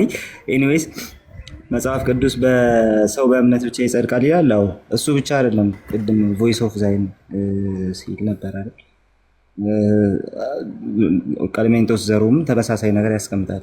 ጭራሽ ኧረ እንደውም እግዚአብሔር በእምነት መጽደቅን እግዚአብሔር ስራን አልከለከለንም በስራ መጽደቅን እንጂ ብለው ያስቀመጡ አባቶች ጭምራሉ። ሰው ስለ ጽድቅ ስናነሳ ሰው በእምነቱ ብቻ ይጸድቃል የሚለውን አይዲያ አንስተን ስናወራ እንግዲህ አማን ከይቅርታ ጋር ልደት ተመለስክ? አለው እኔ እንዲረዱኝ ወንድሞች እንዳመጣው አንተም በጨዋነት ለውይይት ነው ሊረዱ ከሚችሉ ሰዎች እኔ ራሴ በቂ ነኝ። ቀጥል። ስቴትመንቴን ላስቀምጥ። ከቅዱስ ዮሐንስ አፈወርቅ አሳያለሁ ነበር ያልኩት። ሆሚሊው 23ኛው ሆሚሊ አክትስ ላይ ያለውን ላሳይ። አንድ ነገር ላስቀምጥ። በመጀመሪያ ደረጃ ስንወያይ የነበረበትን ርዕስ ከርዕሱ አንድም ጥያቄ አልጠየቀኝም። አንድ ማስረጃዬን አሳያለሁ። መዳን ያልከኝ ታዲያ ሌትስ ጎ። በቤተሰብነት ይዳናል ስላልክ እዛ ቤተሰብ ውስጥ ደግሞ ህፃንም ሊኖር ይችላል። በሁለት መንገድ ነው ያሳየው። አንድ ከቅዱስ ዮሐንስ አፈወርቅ አሳያለሁ። ደቂቃውን አብረው አንሳው። እሺ አሁን ሆሚሊውን እና ሐዋርያት ሥራ ምዕራፍ 16 ላይ ምዕራፍ 16 መሆኑን አሳየኝና ካሜራውን ከፍታ አሳየኝ። ደቂቃውን አስጀምረው። እሺ ምዕራፍ 16 መሆኑን መጀመሪያ ወይዜ ፕሩቭ ማድረግ አለብን። ደቂቃን አስጀምረው። መልሴን ላሳይ ነው። ቆይ እሺ አንድ ደቂቃ ሲቀር አቆማለሁ። 4:25 ብሎ ጀምሯል። 3:25 ላይ ስለነበረ ማለት ነው። ቀጥታ ኦኬ ጋይስ አሁን ልብ ብላችሁ አዳምጡ። የተጠየቅነው ጥያቄ ምን የሚል በእናትና በአባታቸው እምነት ህፃናት እንዴት ሊጠመቁ ይችላሉ የሚል ከመጽሐፍ ቅዱስ ጥቅስ አምጣ ላይ ቀጥታ ሄጄ ምንን አሳየሁት? የሐዋርያት ሥራ ምዕራፍ 16 ቁጥር 14 ላይ ያለውን የሊዲያን ሀሳብ አሳየው። ከዛ በኋላ ደግሞ ኢቨን ከቤተክርስቲያን አባቶች በዚህ ሀሳብ ላይ በእናትና በአባት ህፃናት በራሳቸው መናገር ካልቻሉ እናትና አባታቸው ይናገሩ የሚለውን ሀሳብ አሳየው። እንደገና ከራሱ ከሐዋርያት ሥራ ላይ ያንን ክፍል ወያራ እያወራው ነው። አንዴ ፕሊዝ ተው አታውራ። ሌላውን ሐዋርያት ሥራ ምዕራፍ 16 ዮሐንስ አፈወርቅ እንዴት እንደፈታ ብቻ ንገረኝ። ደቂቃ መብላት ብሮ እኔ እኮ ህፃን አይደለም። ኖ ደቂቃን እየበላሁ አይደለም። አሳየኝ፣ እንትኑ አሳየኝ። 16ን ክፈት። አቁሚ ደቂቃውን። እናንተ ቁጭ አድርጎ ተረት ያወራኛል። እናንተ እየተሽከረከረ ክፈትና አሳየኝ። እያነበብኩልህ ነው። አንዴ አዳምጠኛ፣ አታቋርጠኝ ፕሊዝ። ካሜራውን አቧራ ታስነሳ። ምን ኃይለኛ ነገር እንዳነሳ ነገር አቧራ ታስነሳ። እያወራሁልህ ነው ብሮ ጋይስ። እባክህ አዳምጠኝ አንዴ። ወይኔ አቁሚ ደቂቃውን። ምንም ደቂቃ አይቆምልህም፣ ታወራታለህ። አቁሚ። ምንም ላነብ ነው። እየመለስኩኝ እኮ ነው። እየመለስኩኝ ነው ያለሁት። እየመለስኩልህ ስለሆነ ደቂቃን ማቆም አትችልም። የምታዳምጥ ከሆነ ታዳምጣለህ። የምታዳምጥ ከሆነ ታዳምጣለህ። ታዳምጣለህ ወይንስ አታዳምጥም? ብሎ ይሽከረከራል። እናንተ ደቂቃ ይበላል። ኖ ሐዋርያት ሥራ የምታዳምጥ ከሆነ አዳምጠኝ ፕሊዝ። ካሜራ ክፈት። በቃ አዎ ደቂቃው ተነስቷል። ካሜራ ከፍተ ሆሚሊ 16ን አውጣና ከዛ ማውራት ጀምር። እንትንን አሳየን፣ እንትንን ገባን። ተወሱ ሆሚሊ ያወራው ነው ያለሁት። ክፈት ካሜራ ያወራው ነው ያለሁት። የምታዳምጠኝ ከሆነ አዳምጠኝ። ከሌለ የለህም። ኖ የለኝም አላልኩኝ። ከሌለ የለህም። ለምን ትጨነቃለህ? ራሴ እኮ ነኝ እኮ ያመጣሁልህ እኮ ሲጀመር እኮ ራሴ እኮ ነኝ። የመጀመሪያውን ማስረጃ እኮ ያሳየው እኮ ራሴ እኮ ነኝ እኮ። ክፈት፣ ካሜራውን ክፈት። ደቂቃውን አስጀምረው። ኦልሬዲ ከቆመበት ካሜራውን ክፈት። ደቂቃውን አስጀምረው ከቆመበት እየመለስኩኝ ያለው ደቂቃውን አስጀምረው ከቆመበት። አታስጀምሩ። ካሜራውን ስከፍት ደቂቃው ይጀምራል። ደቂቃ ብሮ የሆነ እዚህ እየተሽከረከርክ ደቂቃውን አስጀምረው ከቆመበት እኔ መረጃዬን ከፍቻለሁ። አሁን ክፈቺ፣ ሰዓቱን ክፈቺ። ሆሚሊ 16 መሆኑን አሳይ። አንድ ደቂቃ ነው የቀረ። አንድ ደቂቃ ነው የቀረ። እዛ ላይ መልስ። የምን አንድ ደቂቃ? ሁለቱን ደቂቃ ሙሉ እየጮህ ሁለቱን ደቂቃ ነው በራስህ ሰዓት ነው ያባከንኩት። እኔ አይደለም ያባከንኩት። ስለዚህ ደቂቃ አለው። ኦኬ ጋይስ፣ ይኸው የሚታያችሁ ምዕራፍ 16 መሆኑን አሳይ። መጀመሪያ ይታያችኋል አይደለ? ይታያል። ቅዱስ ዮሐንስ አፈወርቅ አጠቃላይ ይኸው ይታያል። አቅርቤልሃለሁ። ቻፕተር ስንት ነው? ቻፕተር ስንት ነው የሚለው? አዳምጠኝ። ቻፕተር ስንት ነው የሚለው? አነብልሃለሁ። አንዴ አዳምጠኝ። ቢያንስ የማወራበትን ጊዜ ስጠኝ። አንዴ አዳምጠኝ። አንዴ ላውራ። አንድ ጊዜ ላውራ። ፕሊዝ። አንድ ጊዜ ላውራ ፕሊዝ። አንድ ጊዜ ላውራ። ቢያንስ አንድ ደቂቃ ይበቃል። በኋላ የራስህ ደቂቃ ላይ ታወራለህ። በቃ ተመልሶልኛል። ተው። ስለዚህ ወደ ቀጣይ ጥያቄ ተመልሶልኛል። ዝጋው። ማስረጃ እንዳለኝ ግን ማየት መቻል የራሱ ትልቅ ነገር ነው። ማስረጃ መምጣት እንደምችል ያው ከርዕሱ ውጭ የሆነ ጥያቄ ጠይቀኝ መመለስ እንደምችል ማስረጃ የራሱ ትልቅነት ነው። አንድ ደቂቃ አለችኝ። እንዳትረብሸኝ። ሚውት አድርግ። የጥያቄና መልስ ሰዓት ነው። የጥያቄና መልስ ሰዓት ነው። ጠይቅ። በቃ እንትን ነው። እኔ አውርቼ ጨርሰዋለሁ። የጥያቄና መልስ ሰዓት ላይ ኮንክሉዥን መስታችልም። የጥያቄና መልስ ሰዓት ላይ ኮንክሉዥን መስታችልም። እሺ ልጠይቅ ነው። ሚውት አድርግ። ማን ነው የሚያደርገኝ? ሚውት አድርግ። ጥያቄ ልቀበል ነው። ይሄ ጥያቄና መልስ ሰዓት ላይ ነው። ሪፊቲሽን መስታችልም። እዚህ ላይ ከፈለግ በተሰጠ ደረጃ ሪፊት ማድረግ ትችላለህ። እሺ ልጠይቅበት። ሚውት አድርግ ጋይስ። እንዴት እንደማስረዳ በኋላ ባይዘው አንድ ትንፋሽ እንዳተነፍስ ነው ማድረግ። ኦኬ ሚውት አድርግ። ተመልከቱ። ምዕራፍ 16 ነው የጠየቅኩት። ቻፕተር 10 ብሎ ቻፕተር 10 የሚል ይዞ ይመጣል። ማፈሪያ ማለት ነው። ጥያቄ መጠየቅ ትችላለህ።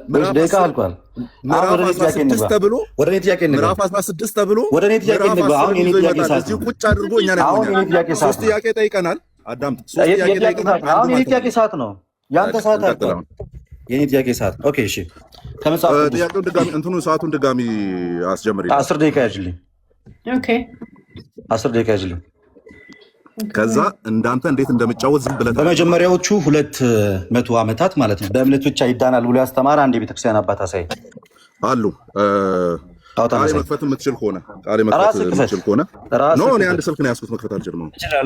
በአንደኛውና በሁለተኛው ክፍለ ዘመን በእምነት ብቻ ይዳናል ያለ ቤተክርስቲያን አባት አንደኛ አይባልም። ባይዘ በአንደኛና በሁለተኛው ክፍለ ዘመን ዝቅ እያልኩ ትሄዳለህ። በአንደኛና በሁለተኛ መቶ ክፍለ ዘመን በእምነት ብቻ ይዳናል ብሎ ያስተማረ አንደኛ ይኸውልህ፣ አዳምጥ፣ እየመለስኩልህ እኮ ነው።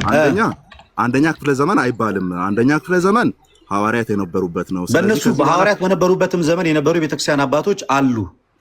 ሐዋርያት በነበሩበት ዘመን የነበሩ የቤተክርስቲያን አባቶች። ስለዚህ የአባቶች ዘመን ደግሞ ሁለተኛው ክፍለ ዘመን ተብሎ ነው የሚጠራው። ሲጠራ ያኛው በሐዋርያት ዘመን ኖረው በእምነት ብቻ ይዳናል ብሎ ያስተማሩ አንድ የቤተክርስቲያን አባት አምጣልኝ፣ አሳየኝ። እሺ ቃል ከፍተው ከሆነ አትበል። እሺ ሌላ ጥያቄ ልጠይቅህ። እስኪ ከፍትልህ ወደ ሁለት እስኪ ከፍትልህ ድረስ እስኪ ከፍትልህ ድረስ እኔ እጠይቃለሁ።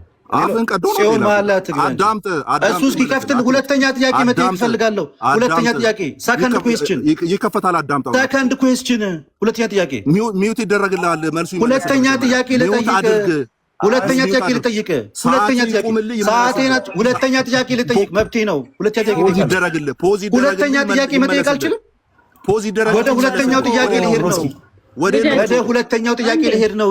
መብቴ ነው። ወደ ሁለተኛ ጥያቄ መሄድ ይችላለሁ ወይስ አልችልም? ለምን? መብቴ ነው፣ መጠየቅ ይችላለሁ። ስማኛውን እሺ፣ ሁለተኛ ጥያቄ ልጠይቅ ነው። ሁለተኛ ጥያቄ ልጠይቅ ነው፣ መብቴ ነው። ጋይስ ደቂቃዬን አትጨርስብኝ። ኦኬ፣ ተው። በእምነት ነው ወይንስ ዳግም የሚወለደው በእምነት ነው? አማን ዳግም ሰው በምንድን ነው ዳግም የሚወለደው? ሰው በምንድን ነው ዳግም የሚወለደው? ሰው በምንድን ነው ዳግም የሚወለደው? በእግዚአብሔር ቃል። ሰው በምንድን ነው ዳግም የሚወለደው? አማን ሰው ዳግም የሚወለደው ምንድን ነው? እናደርገዋለን። ሰው በምንድን ነው ዳግም የሚወለደው? በእግዚአብሔር በጣም ትረዳዱ ይለን። አማን ጥያቄን መልስልኛ እንዴ፣ አዳምጠኝ። አንተ ወደ ጎና ተኩስ በእናትህ። ሰው በምንድን ነው ዳግም የሚወለደው? ሰው በምንድን ነው ዳግም የሚወለደው? ሰው በምንድን ነው ዳግም የሚወለደው? አውጣልኝ። ሰው በምንድን ነው ዳግም የሚወለደው? ቀስ በል። በምንድን ነው? ቃሉን ከፍቼ ነው የማነብልህ አይደለ? ያዕቆብ መልእክት ምዕራፍ 2 ቁጥር 18 አንብብልኝ። ራስ አንብብ። እሺ ቃሌ ባይብል ይዘህ ከሆነ እየከፈትክ አሳየው። አንብብ። በምንድን ነው የሚወለደው? በእምነት ነው ወይንስ በምን? የሱር ነው። እሺ ምን ላይ ላውጣልህ? ያዕቆብ መልእክት ምዕራፍ 2። ሰው በምንድን ነው ዳግም የሚወለደው? በእግዚአብሔር ቃል እንጂ በማመን አይደለም እንዴ።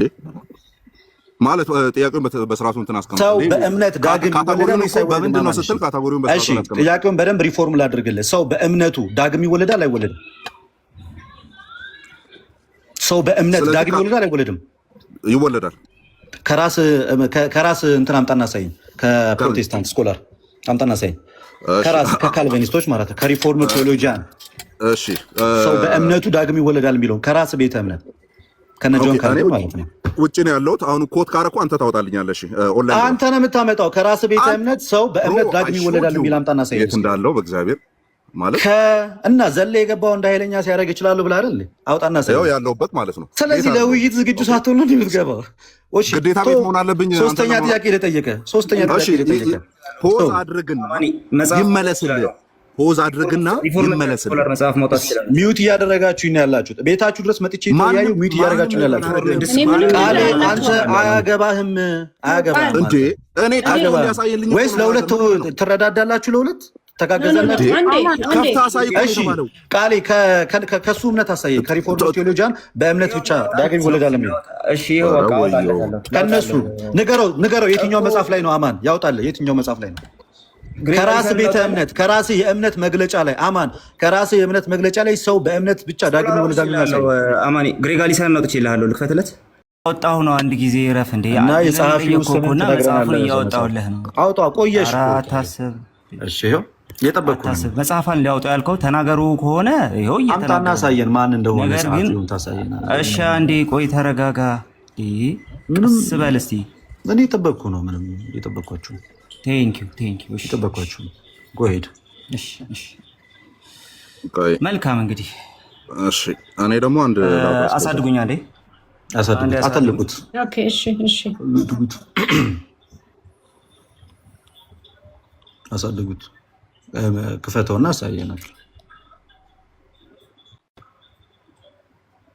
እሺ የመጽሐፉን ስም አሳየን አንዴ። የመጽሐፉን ስም አሳየን። መጽሐፉንና ጸሐፊውን አሳየን። ላሳየን አንዴ ወይ ላሳየን አንዴ። እሺ አሳየን። እሺ ማን ነው የጻፈው? ሂስቶሪካል ቲዮሎጂ ይላል። የጻፈው ማን ነው? ያው ግሬጋሪሰን። ይሄን ሰው ታውቀዋለህ? ኦኬ ልደት አሳየን። ከዛ እኔ የጠየቅኩትን ጥያቄ ለእኔ ለጠየቅኩት ጥያቄ የሰጠበትን መልስ አሳየን። ሰውየው ማን ነው አይደለም የጠየቅኩህ እኔ።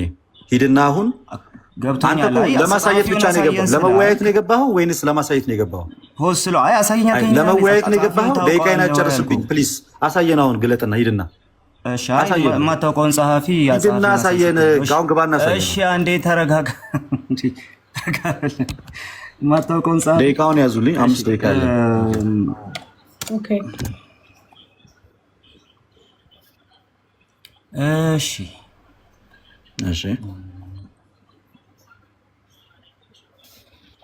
እሺ ሙሉ ኮንቴክስቱን ላንብብልህ መጀመሪያ ነው ሐሳብ።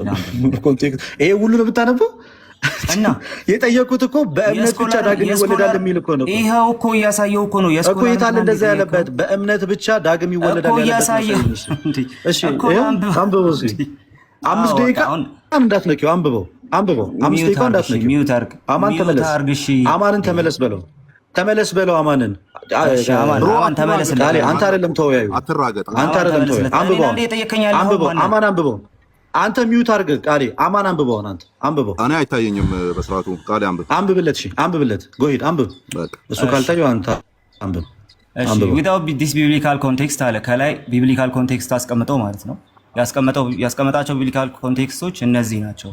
እነዚህን ቢብሊካል ኮንቴክስቶች አስቀመጠ። ነገላትያ ሮሜ ምዕራፍ 4 ከ1 እስከ 5 ምናምን አስቀመጠና ጥያቄ ምንድን ነበረ? አማን አንድ ጊዜ ጥያቄ ምንድን ነበር? አማን ምን ነበር የጠየቀው? እሺ ልመልስ። ሰው ዳግም የሚወለደው በእምነት። ጥያቄ ምንድን ነበር? አማን ጥያቄ ምንድን ነበር? ጥያቄ ሰው በዳግም የሚወለደው በምንድን ነው? ከዛ በእግዚአብሔር ቃል አልኩ። እዴ የጠየቁት ጥያቄ ምንድን ነው? ሰው በእምነቱ ብቻ ዳግም ይወለዳል የሚል ከስኮላራ አሳይ ነው ያልኩት እኮ። እሱ መጨረሻ ላይ መጣው ነው። እኔ እኮ ኦሪጂናል ጥያቄ ነው ያስታውስኩት። ሪፎርም አድርጌ ጠየቁ። ጥያቄን ሪፎርም አድርጌ ጠየቁ። ምን ብዬ ነው የጠየቁት? ሰው በእምነቱ ብቻ ዳግም ይወለዳል ወይ? ወደዚህ ከመምጣታችን በፊት ሰው በእምነቱ ብቻ ዳግም ይወለዳል ወይ የሚለውን ከራስ ቤተ እምነት አሳያል። የኔ ጥያቄ እኮ ነው። ተሽከረከርክና ከአንተ ጋር እንሽከርከር። ኖ የኔ ጥያቄ ይኸው ላስታውስ ሰው በእምነቱ ብቻ ዳግም ይወለዳል ወይ ብዬ ነው የጠየቅኩት። እንደሱ አልነበረም መለስልን ቃል ላይ ብለኸዋል። ቆይ የእኔ ጥያቄ እሱ ነው። ምን አልኩህ? ጥያቄ ነው። ሶስቴ ነው ሞዲፋይ ያረከው። አዳምጥ። ሶስቴ ነው ሞዲፋይ ያረከው። በእኔ ጥያቄ ትከራከራለህ እንዴ? ምን ሆነ ነው አንተ? ያማል እንዴ? ህዝቡ እየሰማ መብቴ እኮ ነው። ምንም ጥያቄ መጠየቅ እኮ ጥያቄ መጠየቅ መብቴ ነው። ምንም አይነት ጥያቄ መጠየቅ የጠየቅከው ሰው በእምነቱ ብቻ ሰው በእምነቱ ብቻ ዳግም ይወለዳል የሚል አሳየኝ ያለው አላልኩም። ሶስተኛ ነው እሱ። ሶስተኛ ይሄንን ትመልሳለህ ወይስ አትመልስም? ሶስተኛ ነው። ቆይ እንደ ሶስተኛ ጥያቄ አድርገው ሰደውና መልስልኝ። እንደ ሶስተኛ ጥያቄ አድርገው ሲጀመር ለምን አደከምከን ታዲያ? እንደ ሶስተኛ ጥያቄ አድርገው መልስልኝ። ይሄንን እኮ ተሰየ መጣው እኮ ለምን አደከምከን? አለ ወይንስ የለም? እሺ ሰው በእምነቱ ብቻ ዳግም ይወለዳል አይወለድም የሚለው አለ ወይስ የለም? አለ። አምጣ። የአሁኑ ሰውዬ ጋር ግባና ቃል ያሳየን። አሁን የገለጽከው ሰውዬ ጋር አታሽከርክረን። መጀመሪያ የጠየቀ አንድ ወጥ ጥያቄ ያሳየኝ ነበረው። አንድ ወጥ ጥያቄ ሌላ ጥያቄ ልጠይቀው። ከዛ በኋላ መልስ የለም። ሌላ ጥያቄ አላሳየህማ። ሰው በእምነቱ ብቻ ዳግም ይወለዳል። ጸጥ ካላልክ ቤቱ ጋር እናሰማ። አንተ እኮ ጥያቄ ድገምልኝ ስልህ እኮ የጠየኩትን ጥያቄ የነገርከኝ አይደለም እኮ ሰውዬ። ይኸው ደገምኩት እኮ። መጀመሪያ ምን ጠየቅ? ሰው በምንድን ነው የሚወለደው አልክ። በእግዚአብሔር ቃል አልኩ። በምንድን ነው የሚወለደው አላልኩ። ከዛ ከእግዚአብሔር ቃል ይወለዳል ስልህ ሰው አንድ ያዳምጠኝ ፕሊዝ። አዞርክና ጥያቄውን አዞርክና ለሶስት ተሰብስበህ ብትመጣም ምንም አትቀይረውም። ወዮ የኔ ጥያቄ ሰው በእምነቱ ብቻ ዳግም ይወለዳል። ሰው በእምነቱ ብቻ ሰው በእምነቱ ብቻ ዳግም ይወለዳል የሚል በእምነቱ ብቻ ዳግም ይወለዳል የሚል ከራስ ስኮላሮች አልኩ። ጨመረ። አራተኛ ከራስ ስኮላሮች አምጣልኝ አልኩ። ሰው በእምነቱ ብቻ ዳግም ይወለዳል። ሰው በእምነቱ ብቻ ዳግም ይወለዳል። ልመልስልህ። ሚውት አድርግ እስኪ። እኩል አወራህ እኮ። ሚውት አድርግ። ከአንተ ስኮላር አሳየኝ ያልኩህ እኮ። አራተኛ አንድ ጥያቄ ላይ አራት የተደራረበ ማለት ነው። ቆይ ልመልስልህ። አንድ ጥያቄ ላይ አራት የተደራረበ ጥያቄ ጠየቀ። አራተኛ አንድ ጥያቄ ነው የጠየቁህ። አንድ አይደለም። በኋላ እኮ ይደመጣል። አንድ አይደለም የጠየቀው። አራተኛው መጥቷል። አራተኛው ላይ ቆሜ ልመልስ። አራተኛ ጥያቄ አለ። ሰው በእምነቱ ብቻ ዳግም ይወለዳል። አንዱ ላይ ሞዲፋይ ያረከው አራተኛ ነው ያልኩት። አራቴ ደጋግመህ ጠይቃል አላልኩም። ወደ ሌላ ጥያቄ ልሂድ። አንዱ ላይ ሞዲፋይ ያረከው መብቴ ነው አይደል? ወደ ሌላ ጥያቄ መሄድ መብት ነው ሲጀመር። ጠይቀህ መቼ እንዲመለስ። ስለዚህ ያዝ። ደቂቃዬን አስጀምሪልኝ። ቪዲዮ ዘግቻለሁ። ደቂቃዬን አስጀምሪልኝ። ወደ ላይ አወጣለሁ። ኦኬ ደቂቃዬን አስጀምሪልኝ። ኦኬ ደቂቃዬን አስጀምሪልኝ። አሁን ስማኝ። ደቂቃዬን አስጀምሪልኝ። የምን ደቂቃ ነው ባይዞ እያወራን ያለው? አልቋል ደቂቃ። ኖ እንዴ አላሳየህም። ስለዚህ ደቂቃዬን አስጀምሪልኝ። እኔ መጽሐፍ ቅዱስ ላይ አላልክም። ሲጀመር ምንም ጨምርልህ ደቂቃ የለም። አንድ የቤተክርስቲያን አባት አሳየኝ እስኪ። አዳምጥ። አንድ የቤተክርስቲያን ኧረ እባክህ ደቂቃዬን አስጀምሪልኝ ልጠይቅበት። አንተ ሰው ያማል እንዴ? ምን የምትለው? እንደውም ይበቃል። ኖ አለኝ 5 ደቂቃ አለኝ ደቂቃ አለኝ ደቂቃ። እኔ አልጠየቅኩኝም። አስቁመህ ነበር ስጠይቅ የነበረው። አስቁመኝ ነበረ። አለኝ ደቂቃ። በደቂቃዬ ልጠይቅ። አልቋል ደቂቃ። በደቂቃዬ ልጠይቅ። ደቂቃ አልቋል ብሎ ጥያቄ አትቀበልም? ደቂቃ አልቋል። በቤትህ ስለሆነ ነው እንደዚህ ያ አየነው እኮ። ደቂቃ አለኝ። ደቂቃ አለኝ። ደቂቃ አለኝ። ደቂቃ አለኝ። ልጠይቅ። ጥያቄ ልጠይቅበት። ጥያቄ ልጠይቅበት። ደቂቃ አልቋል። ምክንያቱም መጀመሪያ አስቁመህ ነበር ሰርች ስታደርግ የነበረው። ስለዚህ ጥያቄ ልጠይቅበት። ከቆመበት ደቂቃ ጥያቄ ልጠይቅበት። ለአንተ ማስቆምን ወደ ሌላኛው ጥያቄ ስለሄድኩኝ ልጠይቅበት። ወደ ሌላኛው ጥያቄ አንተ አስቆሙልኝ ሳትል ነው ደቂቃ አስቆምንልህ። አንተ አስቆሙልኝ ሳትል ራሱ ማለት ነው። ጥያቄ ልጠይቅ ነው የምትጠይቀው ብሮ። ሰዓት አልቋል። አርፈህ ተቀመጥ። ፕሊዝ ጥያቄ ልጠይቅ። በኋላ ትጠይቃለህ። በቃ ጥያቄ ተቀበል። ይኖረናል። ጥያቄ ተቀበል። ውይይት ላይ ተወያይተህ ጥያቄ ልጠይቅ ካልክ ጥያቄ ልጠይቅ። ጥያቄ ልጠይቅበት ፕሊዝ። አትጠይቅም። ደቂቃ አልቋል። ጥያቄ አለኝ። ሰዓት አለኝ። የኔ ሰዓት ወስደሃል። የኔ ሰዓት ነው። ይሄ የኔ ሰዓት ነው። የኔ ሰዓት ነው። የኔ ሰዓት ነው። ጥያቄ ልጠይቅ። በቃ ጥያቄ ልጠይቅ። የትም አይሄድም። አንድ ደቂቃ እሺ፣ አንድ ደቂቃ ልጨምር። አንድ ደቂቃ አይደለም ያለኝ፣ 4 ደቂቃ ነው። አልቋል። ደቂቃ 4 ደቂቃ ነው ያለኝ። አልቋል። 4 ደቂቃ ነው ያለኝ። ፕሊዝ በስነ ስርዓት እናንተ ጠይቃችሁኛል፣ እኔም ልጠይቅ በስነ ስርዓት። ደቂቃ ጨምርልኝ አላልኩም እኔ። 1 ደቂቃ ስጠኝ፣ 2 ደቂቃ ስጠኝ፣ 4 ደቂቃ ስጠኝ አላልኩም። በተሰጠኝ ደቂቃ፣ ለውይይቱ በተሰጠኝ ደቂቃ እያየን ካውንት ዳውን አልቋል። አልቋል። እሱንማ እኮ ቀደም ሲጀመር እኮ ማስቆም አትችልም እኮ። እሱን መጽሐፍ በመጣው ሰዓት ላይ እኮ 5 ደቂቃ ከ55 ላይ ቆሟል ብለኸኝ ጠበቅኩ። ከዛ መጣህና ከዛ በኋላ አመጣ ስታመጣ ጥያቄ ላይ የኔ ጠየቅኩ። አዳምጠኛ መልስ ብላ ያመጣኸውን ልታነበው ስትል ምንድን የጠየቅኩ አልኩ። ምንድን የጠየቅኩ ስል የጠየቅኩትን ጥያቄ በስነ ስርዓት ልትነግረኝ ስላልቻልክ ወደ ቀጣይ ጥያቄ ሄዳለሁ አልኩ። ስለዚህ ካቆምኩበት ደቂቃ እቀጥላለሁ ማለት ነው። ወደ ቀጣይ ጥያቄ ሄዳለሁ ያልከው አሁን መጨረሻ ላይ ነው። ኖ ምክንያቱም የጠየቅኩትን ጥያቄ በስነ ስርዓት ማዳመጥና መመለስ ስላልቻልክ የህፃን ጨዋታ አታድርገው። አንዴ ቆይ አዳምጥ። አንደኛ ነገር ማስረጃ ብለህ እኔ ማስረጃ እንዳወጣ እኔ ቃሌን አውጣና አንብብዬው ማስረጃ እስኪወጣ ቅድም አንተ የሐዋርያ ሥራ ምዕራፍ 16 ማስረጃ ልታስወጣ ስትሄድ ደቂቃ እንዲያዝንልህ ፖዝ እንደተደረገው ኦኬ። እዚህ ጋርም ለኔው ታይም ላይ ፖዝ ተደረገ 5 ደቂቃ ከምናምን ነበር ይዛኔ ፖዝ ሲደረግ ማለት ነው ኦኬ። ከዛ በኋላ መጣና ቃሌ ከከፈተ በኋላ ደቂቃው ካውንት ዳውን ጀመረና 0 ደረሰ ማለት ነው እያወራን እያለ። ስለዚህ አንተ ቅድም መመለስ ሳትጀምር በፊት መነበብ ከመጀመሩ በፊት ምን አልኩ እኔ? ምንድን የጠየቅኩ አልኩ። ምክንያቱም የጠየቅኩትን ጥያቄ የግድ መመለስ ስለሚኖርብህ ምን ብዬ የጠየቅኩ አልኩ። ስለ እኔ ስላልጠየቅኩት ጥያቄ ለምን 50 ደቂቃ ተራ አያገባኝም። እኔ የሚመለከተኝ ስለጠየቅኩ ጥያቄ እንድትመልስ። አንድ እኔ ዝም ብዬ ነው ሳዳምጥ የነበረው። ፕሊዝ እኔ ዝም ብዬ ነው ሳዳምጥ የነበረው። ስታወራ አሁን ጸጥ ብዬ ነው ያዳመጥኩ። እኔ ስለጠየቅኩት ጥያቄ ነው መመለስ ያለብህ። ደቂቃው የሚሰራው እኔ የጠየቅኩትን ጥያቄ መመለስ ስትችል ነው እንጂ እኔ ስላልጠየቅኩት ጥያቄ 24 ሰዓት ብታወራ ያ ቤትህን ከፍተህ እንደማውራት የሚታይ እንጂ እንደ ውይይት አይደለም። ስለዚህ እኔ የጠየቅኩት ጥያቄ ጠየቅኩ። እሱን አይደለም የጠየቅከኝ አልክኝ ደጋግመህ። በቃ እሺ እሱን ካልሆነ ሌላ ጥያቄ ልጠይቅ በሰዓቴ አልኩ፣ በቀረው ሰዓቴ። ምክንያቱም ደቂቃ ሲፈለግ በነበረበት ሰዓት ላይ የፈለግኩትን ጥያቄ ጠየቀኝ ስላልሆነ በቃ ይሄን ተወውና በቀረችኝ ደቂቃ ሌላ ጥያቄ ልጠይቅ አልኩኝ። አልፈልግም አልክ እና ልክ ነው እያደረክ ያለው ነገር። በዛ ታይም ደቂቃ ኦልሬዲ አልቋል እኮ ልደት። ለምንድን ነው የሚያልቀው? አልጀመረም እኮ በትክክለኛ መቼ ጀምሮ ነው የሚያልቀው? እና ያን ሁሉ ሰዓት ስናወራ የነበረው ምንድን ነው? በቀብድ ነው እንዴ ስናወራ የነበረው? ባለመግባባት ነው እያወራን የነበረው እንጂ ደቂቃው ተከፍቷል እኮ እያወራን የነበረው እኮ። ኢቭን የጠየቁትን ጥያቄ እኮ በስነ ስርዓት አድሬስ ሳታደርግ እኮ ነው እያወራን የነበረው። ጊዜያችንም ስለሚሄድ ምን እናድርግ መሰላችሁ? አንዳንድ ሰው እያስገባን ወንጌል አማኝ ሆነ ልደትን ይጠይቃል። እሺ እሱ ሆነ ደግሞ አማንን ይጠይቃል። እኔ ደቂቃዬን ካልሰጣችሁኝና ካልጠየቁኝ አልቆይም። ኖ በቃ ጨርሻለሁ። ጨርሻለሁ። ባይሆን እኔ እናንተ ዲቤታችንም መቼ ሀፕን ያድርግ የሚለው ነገር አንተና እንዴ ዳስት እየመጠብቀው አንተን አይደለ እንዴ ቀንና ሰዓት አሳውቀኝ ብዬ 3 ደቂቃ ጨምራለሁ። አርብ ይመቻል? የአሁኑ አርብ ይመቸኛል። ዛሬም ይመቸኛል። ማታ ዛሬ ይመቻል? ዛሬም ይመቸኛል። ማታ እርግጠኛ ነህ? እሺ 3 ሰዓት ላይ መልካም። እሺ ደቂቃ 3 ደቂቃ አዱን ኒድ ዩር ታይም ልደት 3 ደቂቃ ተጨምሮላል። አልፈልግም። ውሰዱት።